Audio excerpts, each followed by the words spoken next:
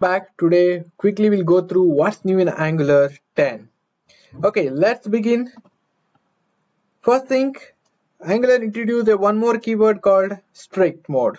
Whenever we create a new project, we can give an ng new with a type strict. It means that Angular 10 enables a strict mode.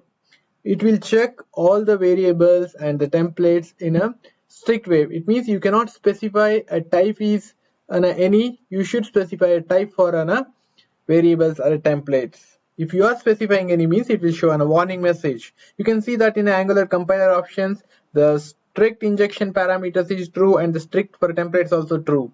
In TS-lints, you can see that no any is true. It means it helps a lot for programmers, even for it handles so many errors, the runtime errors you can avoid from this. One more thing, the Angular, the current versions, the default bundle budgets have been reduced by 75%. It's a major change. Whenever we run the Angular project, right, we can see there are so many files in the dist files in the current Angular 9 and the previous versions. But in Angular 10, there are only few files. Angular don't want to compile this project or any of the project from the Angular 10 onwards to all the browser supports. It will avoid all the browser supports. It will only compile for newer browsers.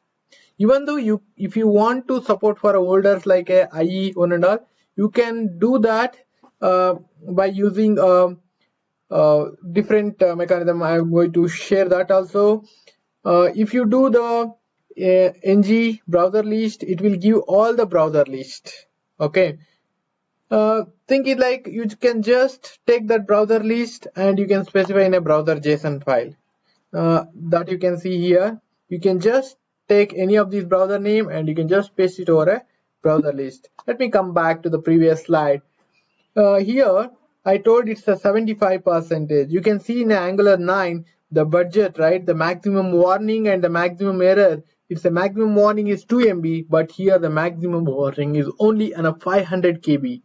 The maximum error for a 5 MB, but in Angular 10 it is an 1 MB. I think you got the difference of Angular 10. Next thing, keeping up to date with the ecosystem. The Angular team made a few updates on the dependencies of the Angular to stay synchronized with the JavaScript ecosystem. The TypeScript is bumped to TypeScript 3.9 and the TSLib has been updated to 2.0 and the TypeScript, the TSLint also updated to v6. They also updated one more file that is an tsconfig based.json so that you can add some of the additional configuration like what how the IDE should look like, and means the way that IDEs and the build tooling resolve the type and the package configuration. Those parts you can add in a tsconfig based JSON. Next thing, when it comes to deprecations and the removals, right? Angular team made several new deprecations and the removal from the Angular. It no longer includes ESM5.